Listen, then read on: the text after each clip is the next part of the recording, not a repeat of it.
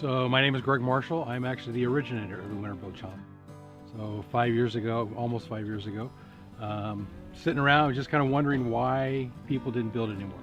And people, you'll see through your interviews today, there's a lot of older gentlemen, etc. And they were complaining that nobody builds. And if you look at the industry in and of itself, the hobby shops are convenience oriented. We're a fast through drive-through industry, our world now. And so I just thought it would be a good way, and hobby shops, local hobby shops, are struggling with the internet and overseas manufacturing, etc. So I just kind of came up with the idea back in my own club, the Portland Sky Knights. How can we do this? How can we reinstate the early days? And our club's been around since 1964. We still have original members participating. And so, again, just kind of sitting around and decided, hey, I'm going to throw this out. And I threw the idea out. And that first year, we had about 15 builders. And I really emphasize first-time builders. There's a lot of people that have built more than once. And so I try to get new builders. And you know, when you talk to people today here at Sandersfield, that how many of them built for the very first time. And so I've been very happy that this is starting to grow. The Winter Build Challenge, the WBC as we like to call it, is starting to grow, not just here in the Pacific Northwest, but nationally and internationally. I've had people contact me from around the world. Hey, what are they doing? And it's some simple rules. It's really some basic rules.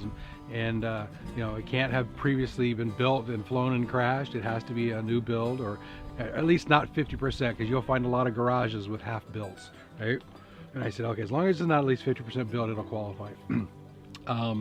You know, when we do the maiden parties, we actually have a party about it, like as you're seeing here today, and everybody comes out. It's your first time flying. You got to fly in front of a crowd of people, so it might be a little boring watching it, but I guarantee you, the guy with the sticks in his hand, he's shaking really bad, and so that's fun.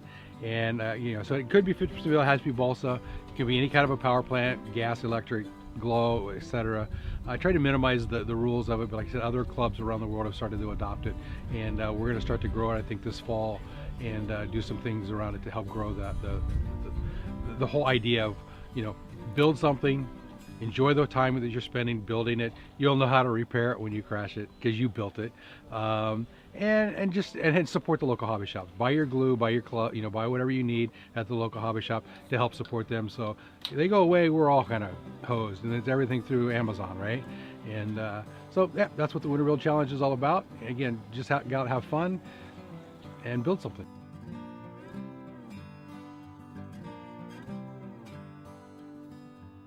You know, I was talking to somebody earlier, and I don't know if I'm just too close to the issue, but I am starting to see more building. But again, I just don't know if I'm so close because I attend these events. I do the best I can to attend these events. This is, like I said, we're going into our 5th year, and people are excited about it. I am seeing it grow. So organically, it's kind of building that way, that more and more people are building. I think a lot of things we are trying to, especially as older people, are kind of returning to the things of our childhood. Right? We're tired of the get it now fast kind of stuff. It's like, let's go back to what we used to enjoy, because we really did enjoy it.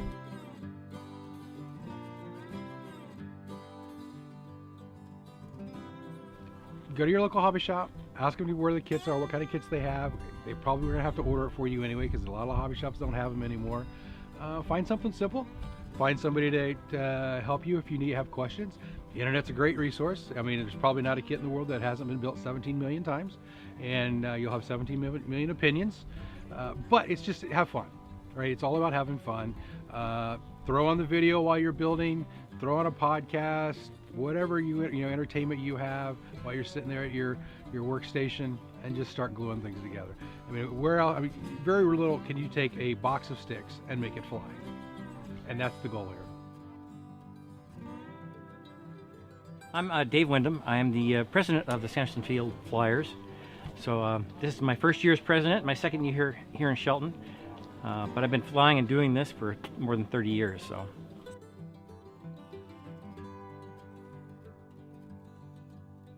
Also, the Winter Build Challenge came out of the Portland area, and it's kind of a throwback to the old days when we all built models out of balsa wood and plywood and fabric. And we're trying to get back to that. So right now the market is kind of flooded with almost ready to fly stuff. And so if you want your plane to look like the next guys and the next guys and the next guys, and they fly great, they are. But We want to do something individual and kind of get back to the old school, build something, fly it.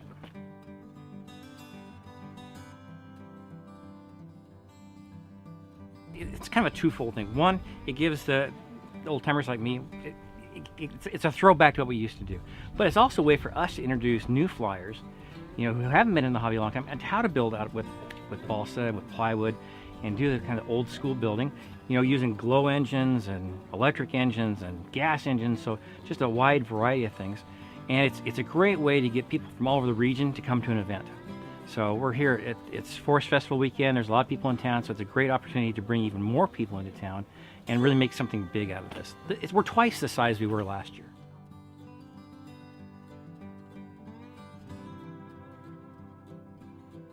The event has everything from trainers to very advanced airplanes. So don't worry about the advanced stuff. Find somebody who knows what they're doing, buy a good trainer, build it, and then you'll know what you're doing. And then we will help them fly. We'll teach them how to fly. Nobody wants to look like a goober the first time they come out, right? But that's why we have the ability to buddy box, so we can link two radios together, so you have an experienced person. If you're just learning to fly, you get into trouble, they take control back and can save your airplane.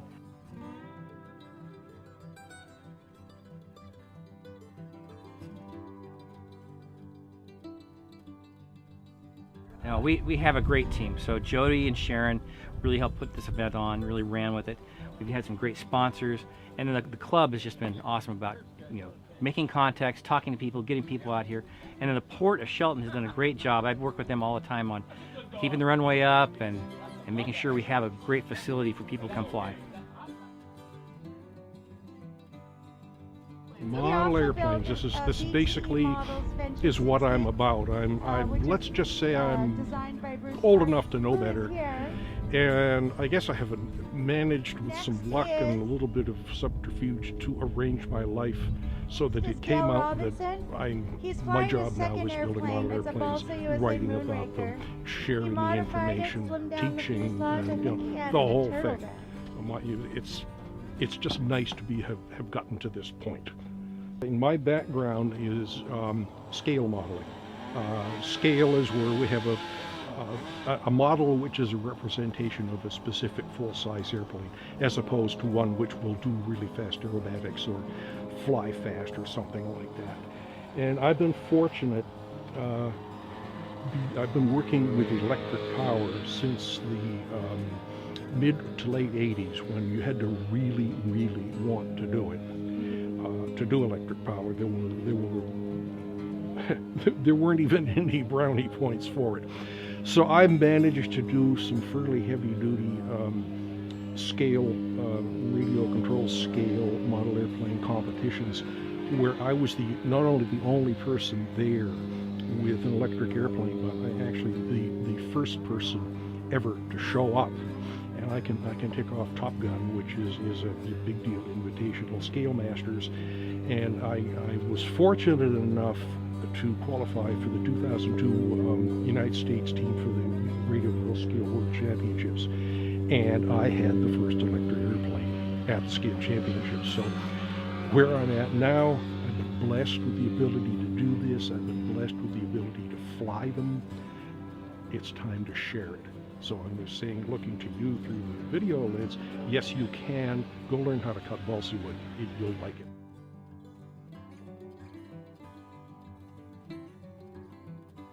Well, I would say that I almost didn't get here.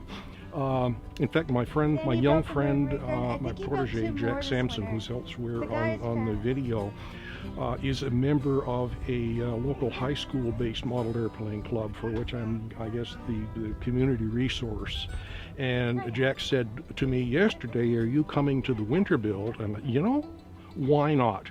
I've got an airplane which is unlike Jack's. It's way too big to come in here because it would probably knock over the camera. But it is indeed something that I finished building during the winter, and let's just go out and support the thing. Actually, I probably had that airplane on the bench off and on for, I bet there's 10 years in there, but the airplane doesn't know that. And again, it's wanting to support aero modeling. Aero modeling is a term I like. I think it's British, but that's okay. And it's about not just having airplanes, it's about thinking airplanes, about learning, it's about building them. Not everyone has always been able to go to the store and buy a basically pre-built airplane made out of various plastic stuff. Balsa wood, this is the big word, balsa wood. Balsa wood goes back to the beginning of aeromodeling, which actually goes way back before the beginning of the 20th century, depending on how you read your history. And it's still, I think it's considered the gold standard. But it takes more time, it takes more effort, and it takes more skill. And not everybody can do that. Not everybody has a place to work, or the time, or the manual dexterity. So the models that are basically built, work just fine for a lot of people. But then what happens is a lot of folks say, hey, that guy over there, he built that. He covered it with fabric. He glued all the balsa wood together. How do you do that? I'm trying to help out. I've been writing for the model magazines for a long time, and I have a website online, www.rcmodel, just plain old rcmodel.com, and it is devoted to close up over my shoulder how to build an airplane by using or preserving actually and promoting the old methods. Now at the moment it's June 2nd and the website is still being upgraded by my webmaster. By the time you see this, it will be up and the way we want it. So again, it's Bob Benjamin's Old Time Model Workshop at rcmodel.com, and just look and dig, and there's all that stuff in there. Is that it's my sharing it with all of you guys who want to build or want to build better or want to push in the direction of, let's see if we can do that.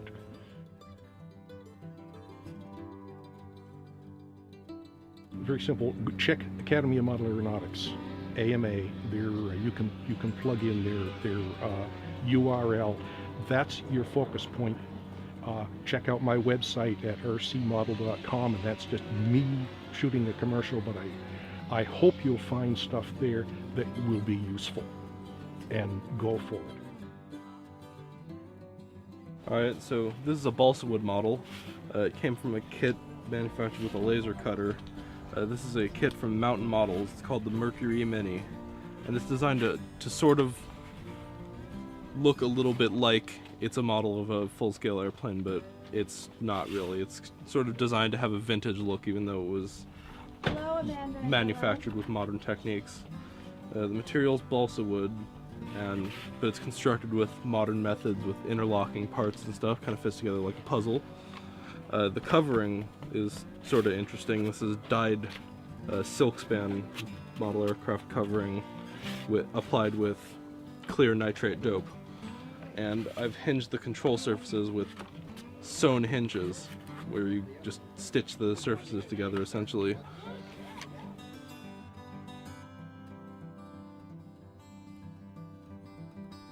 The chief reason is basically just that I think that it's very fun to build planes with these techniques. I like working with the material, and silkspan is my favorite material to cover with, just because I like the way that you can work with it, like the techniques used to apply it. And also for this contest it is required that you build it out of balsa wood, but it's just become my favorite material just because of the way you handle the material. And no, this is my second winter build challenge, but I've built a few balsa planes before this. Gotcha. The previous winter build challenge did not go nearly as smoothly. I ended up working on the plane for about 3 hours at the field, doing a lot of major modifications and adjustments and such, but did end up flying. But this one went way smoother.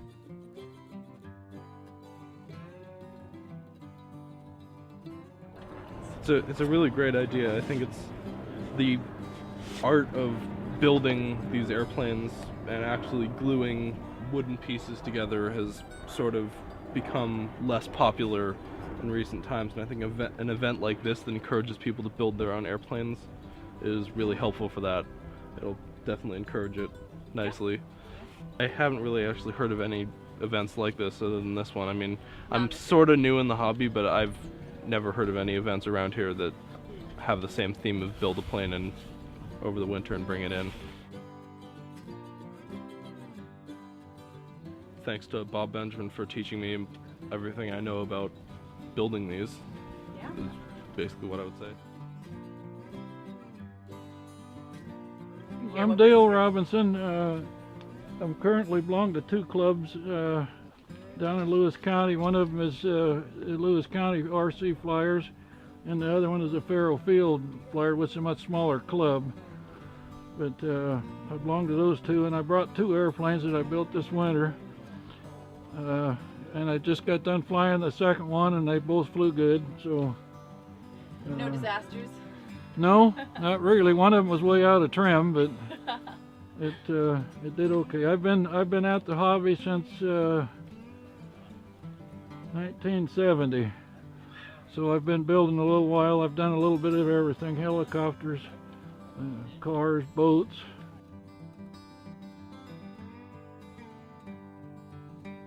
Yeah, About it. they don't. Not many builders anymore. Most people buy what we call ARFs, almost ready to fly, and they just come in a box and you put your gear in it and away you go. But I like to build, especially scratch build from plans. I build a kit every once in a while, but this past winter I built 5 different airplanes, 2 of which I have here with me, but Busy. the other ones have already been flown. So for me, I get a lot more enjoyment.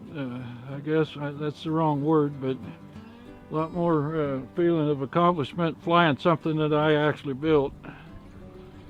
If you get an ARF, you didn't really build it. You just kind of pulled it together. Amazing day.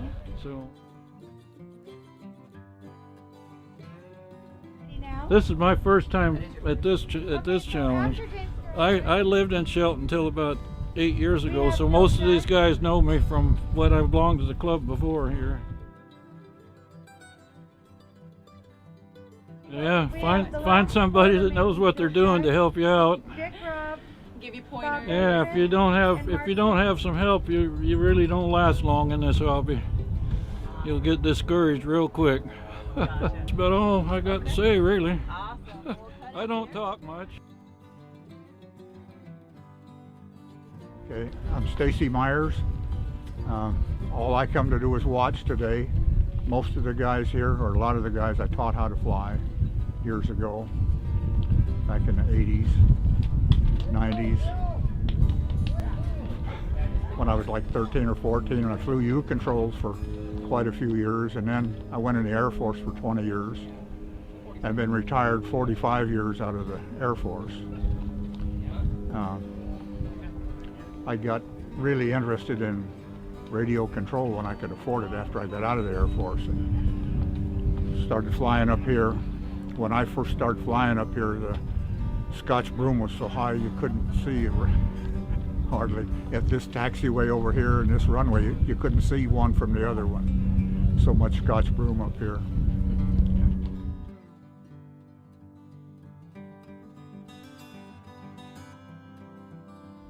Big thing, it went from gasoline engines to glow engines, and now to a good electric engines, and they're dependable, way more dependable than anything else we've ever had to fly before.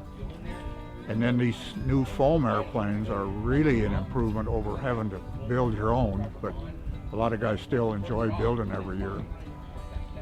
I've quit building and getting too old to build, too shaky and different things. Oh yeah, and I still fly regularly. Yep. I'm 84 years old, still fly every chance I get. I was up here this past week flying.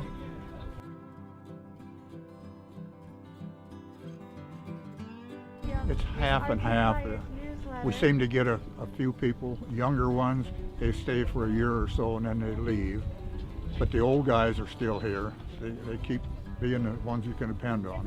The younger people are too interested in cell phones and other kind of media. and so this And made they get married and Life. yeah, they get a wife that don't want to put up with the model airplane stuff.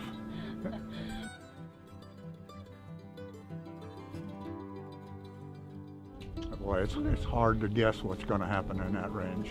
Yeah. You know, some of the airplanes that I worked on in the Air Force are still flying today, and I've been retired since 1973. And a lot of them are still flying today, so it's hard to say what's going to happen. I wish we get more When you young fix fellows that, how does in. such That's the such biggest such thing we a need latest is young flight, you're fellows, given a because coin. as The back of the that old guys coin die has a off, there's number, nobody to starts with replace the us. letter M as in Mary.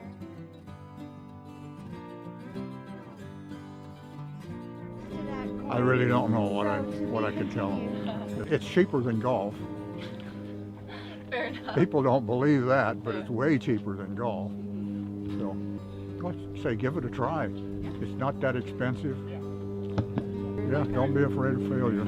I've crashed probably 1,000 airplanes since I've been flying them. Well, maybe not that many, but I've crashed a lot of them. That'd be heartbreaking. Yeah, sometimes. My name is John Sharon, and I built an airplane, so I thought I'd come out and fly it. The plane I built for the event today is a F-20, a direct connection F-20 Tiger Shark. I'm really big into the warbirds and the jets, so I'm kind of gravitate towards those. This is actually my second build this winter. I built one for the Sky Knights. I've actually built one in every WBC challenge they've had so far, so this is my 7th plane. Unfortunately, I only have about 3 of them at the moment that have survived, but no, it's all good.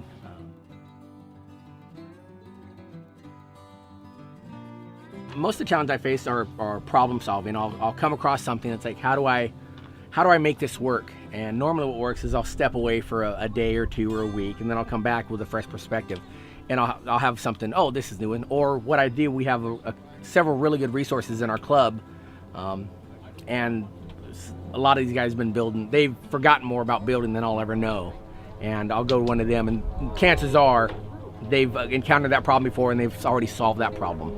Or I'll go to one of the forums, RC Universe or RC groups. You post a question, or even on Facebook, and within an hour you've got a dozen answers, and on how to fix your problem.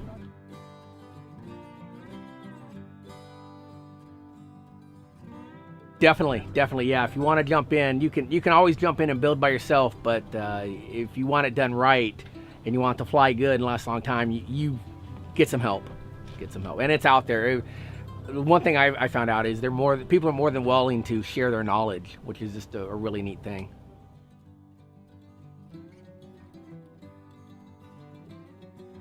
If this is your first time, just take a deep breath, fly the plane when it's ready. Don't try to rush it. I've rushed a couple airplanes, and the results are that I no longer have those airplanes. But it's a learning process. Take your time, and the plane will fly when it's ready to fly.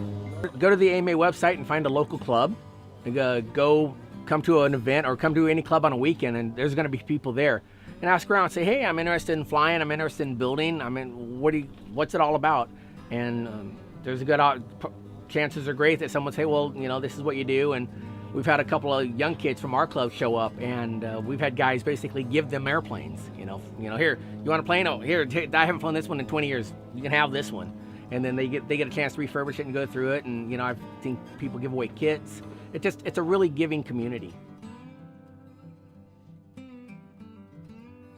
It brings back the lost art of building an airplane. My first airplane was a Nexstar. It was ready to fly. I put it together. I assembled it. I put it together and fired up and flew around. Then I put together a couple ARFs, and then one of the guys in my club says, "When are you going to build an airplane?" I'm like, I don't know. And he said, well, let's build this. And we built an airplane together, which was really cool. I went over to his house once a week for a couple hours, and we built the same plane together, and it was an incredible experience.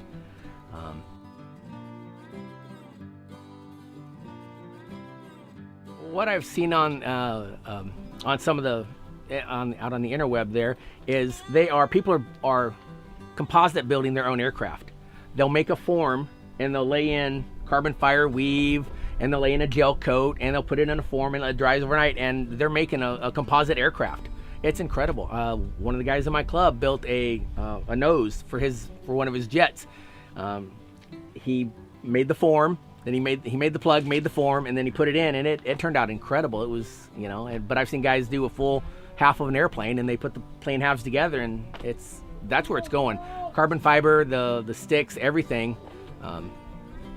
The skills are still there as the old school, but the materials are being upgraded. So you have the carbon fiber. This is a lot lighter. Instead of using a full piece of wood, they'll use a carbon fiber, and it's about half the weight. So you're saving weight on that. Find your local club. Go to the AMA website and do a club search, and just go out and hang out with the club. That's your best resource, because the people there, they're very happy, and they're very happy to help you and tell you, hey, this is what we're doing, this is what's going on, and they're a great resource. Yeah, sharing their knowledge. My name is David Agar. I came up here to fly an airplane that I built for the contest. Unfortunately, I had some radio issues, so that didn't happen. I'm also an Associate Vice President for the Academy of Model Aeronautics, with my area covering Tacoma to Salem, Oregon. I was appointed to the position by Brian Woods, who is the District 11 Vice President, who is elected by the membership. I am one of, I believe, 11 Associate Vice Presidents. My job is to go to meets like this, meet with the people, see if there's any questions or issues or answers they might need from the AMA, and participate when I can. So that's a plus right there. My club in Vancouver, the Clark County Radio Control Society, we have our big premier event is tomorrow. So we're doing two contests this weekend. We raise money and buy candy and send it to the troops all around the world. And tomorrow is our 10th annual, which is quite a milestone for us, I think. And we're naturally looking forward to it. So anyway.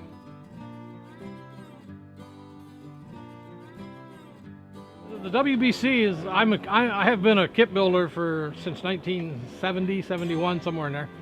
And I was very upset to see all the ARFs coming onto the market because the kits started disappearing. There are still a few out there, so I had to take up what they call scratch building, which is buy a box of wood and cut it all up and make an airplane out of it. I'm thrilled to see that this is progressing in the manner that it is, because we've had the fourth year over in Sandy at Sky Nights, and then they had one in Medford this year, and this is, I believe, the second year for this one, or third year. And I understand from my VP that it's growing across. He lives in Idaho, so Idaho, Montana, over there, I'm hoping. But I mean, it's great to see this many airplanes out here that have been built, being flown by some very talented people that can fly as well as build. So I enjoy building. I will always build. That's just kind of the way it is with me.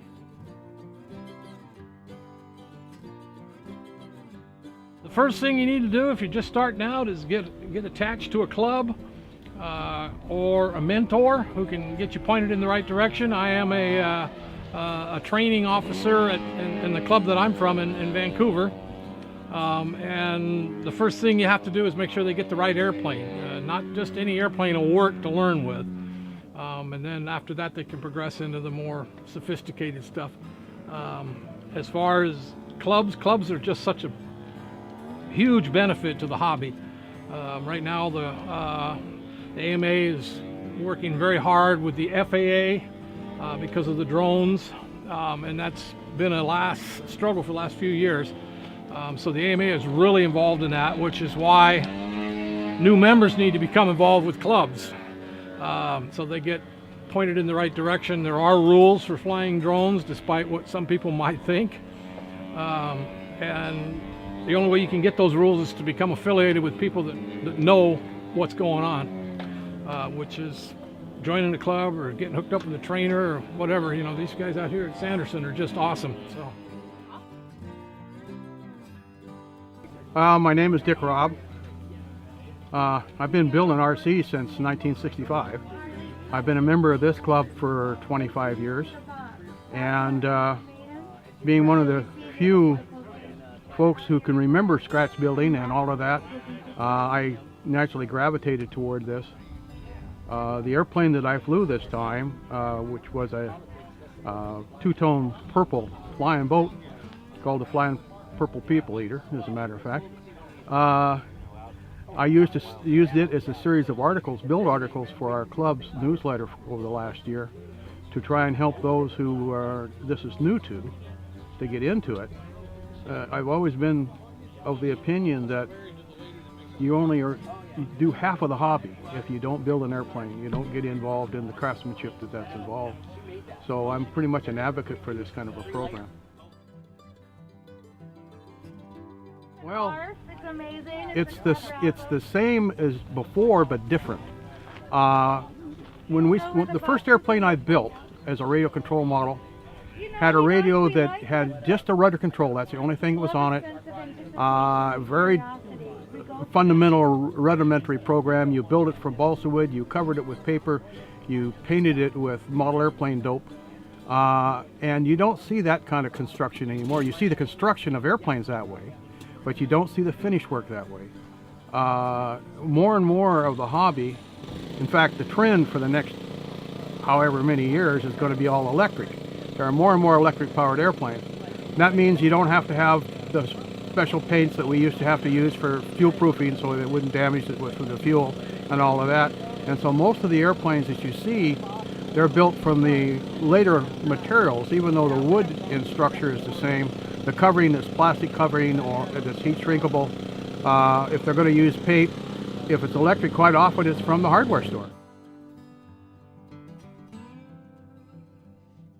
Well, if you go to a model club, and basically most model clubs in the country, you'll see maybe half a dozen different types of airplanes, mostly almost ready to fly. That's pretty much predominant.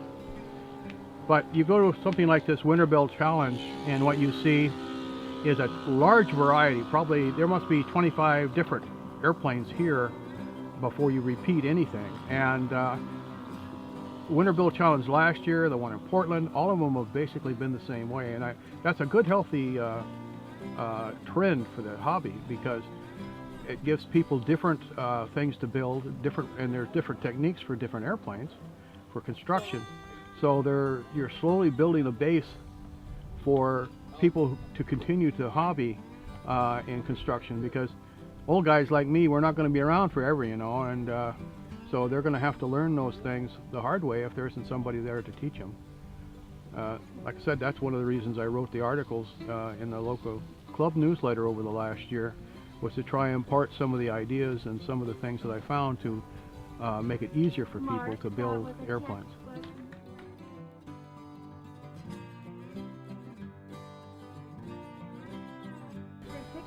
I agree with that. First of all, you need to find a club. You need help. You wouldn't learn to drive in a Formula One automobile, and you won't learn to fly by yourself without a lot of pain and broken airplanes. So you need to find a club. You need to listen to what those folks tell you. That seems to be the hard part sometimes. A lot of guys who want to build a P-51 Mustang or a 4-engine bomber right off the bat, besides probably not having the skills to build it, they certainly don't have the skills to fly it. So you want to listen to their advice. Two other things that I think are important that are oftentimes overlooked. One is every area has model airplane swap meets. It's one of the best places to go to buy inexpensive equipment that is good equipment. Take somebody who knows what they're looking at with you, but it's an excellent place to buy that kind of stuff. And the other thing is that usually in those swap meets are old model airplane magazines. That's where all the construction articles are.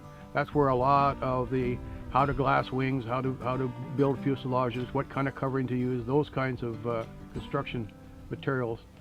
And you don't have to call your buddy up at 2 o'clock in the morning and say, how do I do this? If you've got a magazine that will help you out. Well, if you're far enough along, well, in this case, I should back up a little bit. We don't even require that you be able to know how to fly if you want to build one. We have people who are pretty decent pilots who will certainly take your airplane off and trim it out for you and all of that. But as a general rule, if you're good enough pilot to fly reasonably, and I mean, you know, you don't crash all the time and so forth, but you've always built almost ready to fly, or you've bought somebody else's airplanes, then you want to start with something that's fairly simple, because construction takes a different technique, and it also takes a lot more intestinal fortitude. You can put an ARF together in 10-15 hours and it's ready to fly. The average, even a fairly small J3 Cub, is 50-60 hours, and I've seen airplanes that go as high as 3,000 hours. So it just depends on what you want to do. But pick something that doesn't really stretch your building muscles the first time. After that, then the sky's the limit. Because what you'll find, unlike the ARF that you put together in 10 or 15 hours, you take it out and fly and it's fine. The first time that airplane that you've built from scratch, whether it's a kit or plans or whatever, takes off, that's a much bigger thrill. And you feel more invested in the airplane and in the hobby. It's as simple as that. Because this is one of those hobbies where, as I told you earlier, I started flying RC in '65.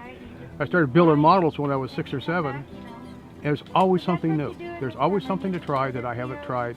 And believe me, that's a lot of years. I'm 76, so there's a lot of years in there that, and I still get just as excited about doing something different.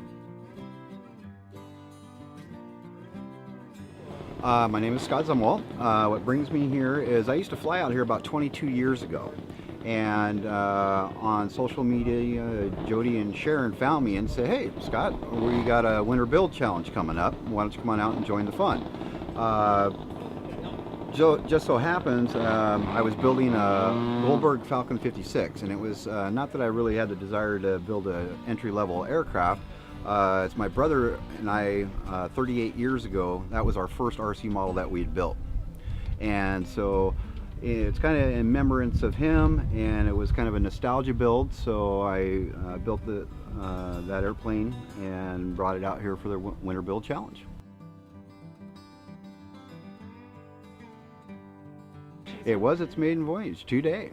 It went per plan, it flew just great. Just about 38 years, because that was our first model that my brother and I built back then and successfully flew 38 years ago.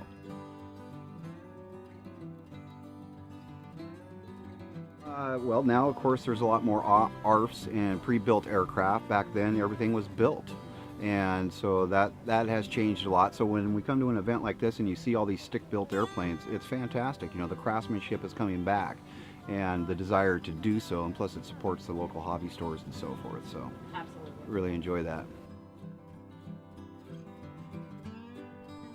Well, with the advent of social media, there's a tremendous amount of information and resources out there now. You know, so find a group that's close to you, reach out, and just come out and hang out and ask questions. And, we're always willing to help people to get started and get rolling.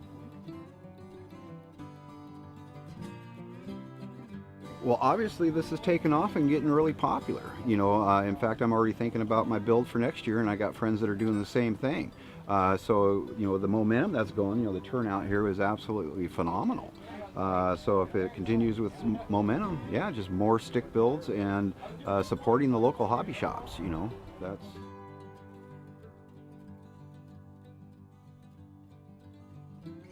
I'll just mention my brother Ted, which passed away about 3 years ago, and this was our first build together, so it was a real nostalgia build, and it meant a lot to me today. Sharon Diaz. Joseph Diaz. And Bruce Tharp.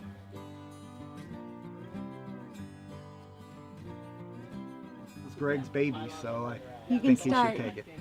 So the Winter Build Challenge was started about 4 years ago, coming up on 5 years ago. It really was a way to get people back into building the radio-controlled airplanes.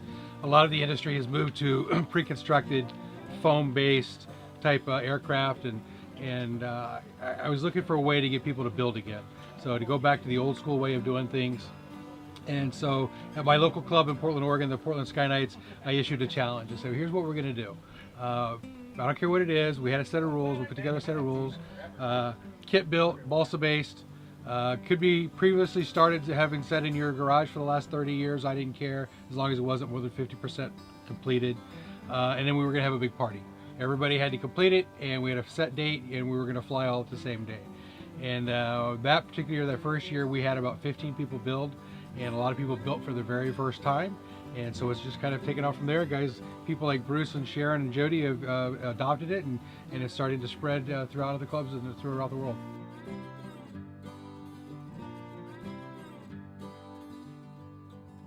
I saw the his post and I thought, oh, this is a really good idea.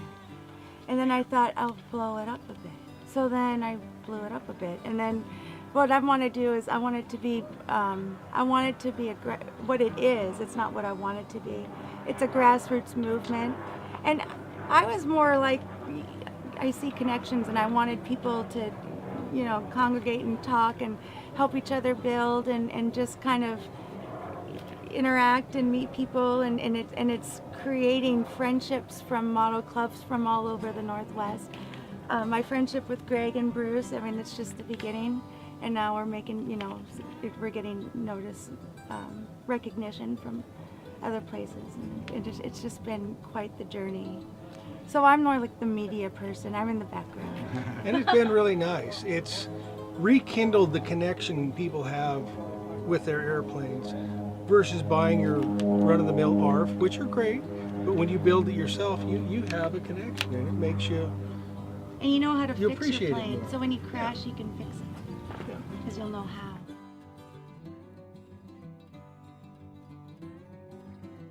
Well, I'm from the Medford Rogue Eagles Club in Oregon, and we heard, or at least I heard about Sharon and Jody's event up here actually before Greg's event, and came up here last year to check it out. Was just blown away with the concept of the event and decided to do it down at our club. So we did it this year for the first time and had, what, 28 entrants and 16 maiden flights at our maiden flight party. That was earlier this spring. You could say I have a business interest. I do make kits, and but that's not why I'm so excited about this event, this concept. It just gets people building, and there's nothing like building your airplanes the traditional way, I know, and it's kind of gone away and gotten forgotten in a way, but it's coming back, and there's no better satisfaction than flying an airplane that you actually built for yourself. And with the Facebook platform, we've been able to spread different concepts and share ideas, and it's just a lot of fun. And it's not about producing a perfect airplane. It's about putting in something that's going to give you satisfaction. So, yeah, we try not to scare anybody. Success is in the eye of the beholder. That's what he said. Absolutely. Absolutely. It doesn't matter how ugly it is. I've seen some pretty ugly planes. You don't have to be perfect in covering. You don't have to be perfect in gluing. Just make sure it's straight and it flies. I mean, that's the idea. It's just the anticipation. Like, you'll spend hours upon hours building a plane, and then the anticipation of the first time that thing launches and the satisfaction that you get that, hey, I built that, it flies, and you land it. I mean, it's a high. It really is kind of a natural high, that something you took, because you can't, you know, unless you have a lot of money, you can't go build a car or a motorcycle. I mean, you got to put a lot of money into those things, and you could build an airplane pretty inexpensively and have some fun with it. I love the fact that there is no judging of the airplanes. You just build what you want to build. Yeah. You put it out on the line, and the idea is just to build. It's not to build the most beautiful plane. Absolutely. And that's why when I first set it up, I specifically did not want a judge. Right? It didn't have to be scale. It didn't have to be perfect, and we weren't going to sit there and line them up and, well, yours is better than yours. Like, no. Did you build it, and did you fly it? That's the That's challenge. all it is. That's the challenge. That's all it is.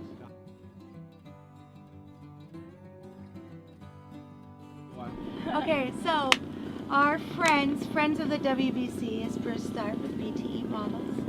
And then we have Balsa USA, Skyward Hobbies, which is Jeff and Tina Christensen, and they're here today. Remote Control Hobbies, which is owned by Tom and Deanna Martin. He had rotator cuff surgery, so he's not in, but he was building an airplane for the event.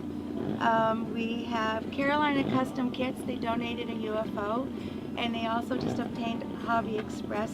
So Bruce's website's btemodels.com. Then we have remotecontrolhobbies.com. We're the SandersonFieldFlyers.com. And then we have skywardhobbies.com. Then we have Balsa USA, Joe Vermillion, amazing guy, very nice, and he likes the concept and he's supporting us. That's balsausa.com. And let's see who else is there. Dave Wyndham donated a plane. John Tupper donated wood to make the plaques. Paul Fleming did the PA system, and Barry Green donated things, and Todd Long donated things. And am I missing any good ones? Tim at Northwest RC, amazing guy. He donated a DLE rear exhaust 35cc engine and this beautiful. Well, I'd like to say that Greg started this 4 or 5 years ago. So his club's done it 4 years. You've done it 3 years now. 2 years now. Yeah. And we've done it once. One. The point is, it's growing and it's spreading through the Northwest right now. There's a total of what, 6 or 7 clubs? 7 clubs do. You know, there's others Last year besides there us. was 2. Okay. So it's growing, and we'd like to see it expand beyond the Northwest. Good. And thank you for doing this for us and helping the movement. Very much.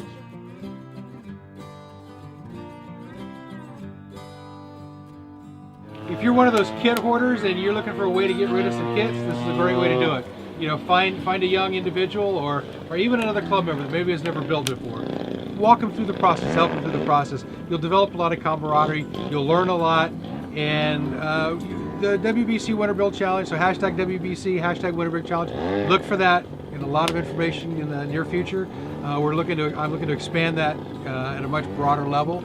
And yeah, so I really encourage everybody to build. I appreciate everybody that's adopted Bruce, and Jody, and Sharon. They really helped spread the concept. So yeah, go out and build. Get the glue stuck to your fingers, and stick it to your lips, and have fun.